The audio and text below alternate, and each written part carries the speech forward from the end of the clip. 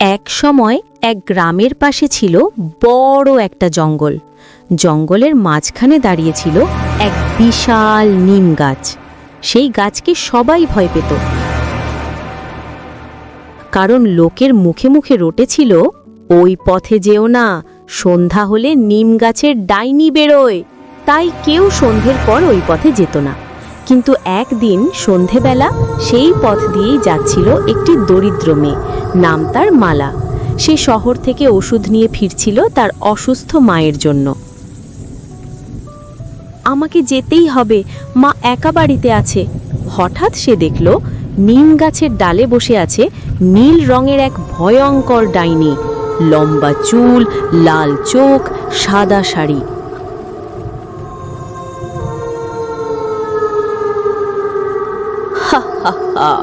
এত রাতে এখানে কেন এসেছিস? মালা ভয় পেল, কিন্তু সাহস করে বলল, আমার মা খুব অসুস্থ, ওষুধ নিয়ে যাচ্ছি, আমাকে যেতে দাও।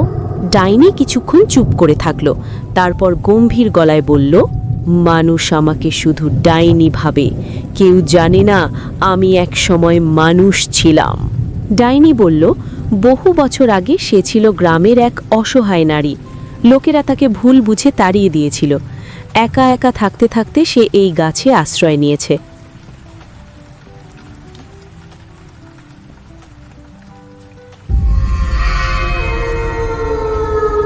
কেউ আমাকে বিশ্বাস করেনি, তাই আমি মানুষের কাছ থেকে লুকিয়ে থাকি। মালার চোখে জল চলে এলো। আপনি খারাপ নন, মানুষ আপনাকে বোঝেনি, এই দোষ আপনার নয়। ডাইনি অবাক হয়ে মালার দিকে তাকালো। বহু বছর পর কেউ তাকে দোষ না দিয়ে কথা বলল। তুই ভালো মেয়ে, যা তোর মায়ের কাছে ফিরে যা। ডাইনি মালার হাতে একটি নিম পাতা দিল। এই পাতাটা মায়ের কপালে রাখবি, জ্বর কমবে।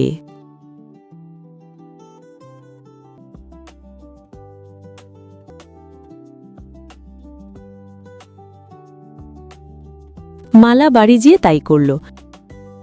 তার মায়ের জ্বর সত্যিই কমে গেল। পরদিন মালা গ্রামের সবাইকে সব কথা বলল।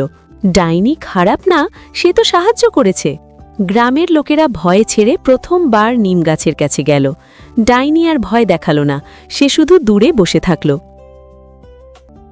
আমি কাউকে ক্ষতি করি না, শুধু একা থাকতে চাই। সেদিন থেকে আর কেউ নিম গাছকে ভয় পেল না। সবাই বুঝল, ভয়ের পেছনেও থাকে কষ্টের গল্প। নৈতিক শিক্ষা: সবাইকে ভয় পেলে চলবে না, আগে বুঝতে শিখতে হবে, তবেই সত্য জানা যায়। দয়া আর সাহস বড় শক্তি।